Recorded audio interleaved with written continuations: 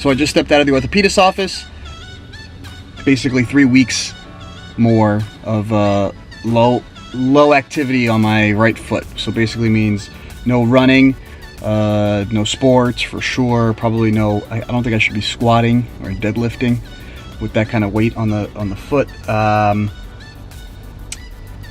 elliptical. We talked about the elliptical. Said that maybe in 1.5 weeks or 2 weeks we could try the elliptical. So your boy's cardio is plummeting right now. No cardio right now. It is what it is. How's it going, everybody? I'm sitting on my deck in my backyard right now, enjoying the beautiful summer here in New Jersey. And today happens to not be a very humid day, so it's great. It's great. It's wonderful. I got a nice shade, a nice little breeze going. Hope the breeze doesn't mess up the audio on this camera. Last video I made, I talked about California and the conference that I went to and the family vacation. We had a great time. Back home, our team at Erica Record, they had an open house through the Bread Bakers Guild of America. The Bread Bakers Guild is an association for bakers. They ask bakeries and the like to open up their doors to the public, to other bakers, to people in the industry, outside the industry. They focus on the bread aspect. We participated this year, so we have a test bakery at Erica Record.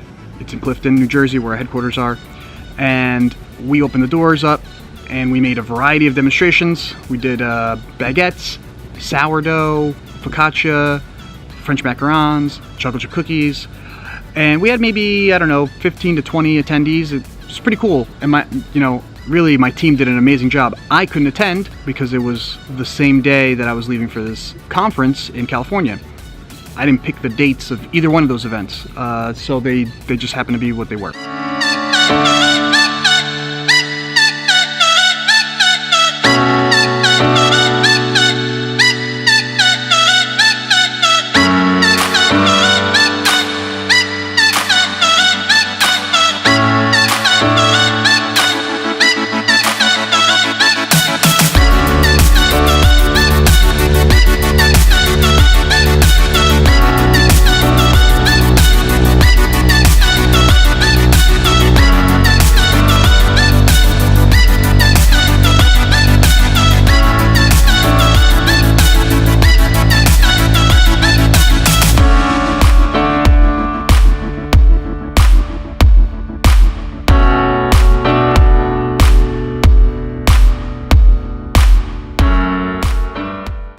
I'm so proud of our team. They did an amazing job, and I know I got quality people behind me. I have a great team. I mean, I think you're nothing without your team.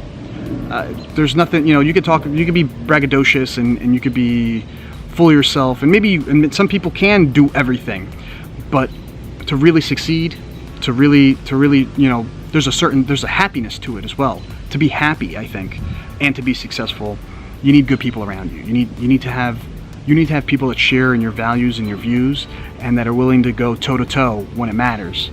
And I think because when everyone is kind of in that same philosophy, less and less you see people having to put everything on the line, because not one person is ever really carrying the whole burden. And that's like the beauty of when the company culture and the people all see and have the same vision and the same outlook on how business should be operating. Of course, like any company, there's difference of opinions, there's different kind of characters, but I think generally speaking, overall, I mean, I have an immense team, immense, and it makes it a pleasure to go to work every single day. I've been thinking a lot about that conference that I went to in California, and I have a weakness that I've been aware of, but I was thinking about it more because sometimes I don't get enough out of these kind of events. That weakness is I am piss poor at networking. Now let me drill down on that a little bit. If you put me in a room with 100 people, I'm likely to get to know 2 or 3 people at the end of the night. Unfortunately, I have a comfort zone that I don't operate well in those big environments. Now you sit me down at a table with 3 or 4 people. At the end of the evening, I will know all 3 or 4 people really well. They will think I'm outgoing and friendly, and that's which I am. So I'm not going to put on a charade. But in small environments, small close-knit things where I could listen and really get to know them, it works for me. especially when there's a scenario where I don't have to break the ice, in the sense that I don't have to walk up cold to someone and say, hey, how you doing? My name is Dan. What do you do? It just seems so fixed and fake to me.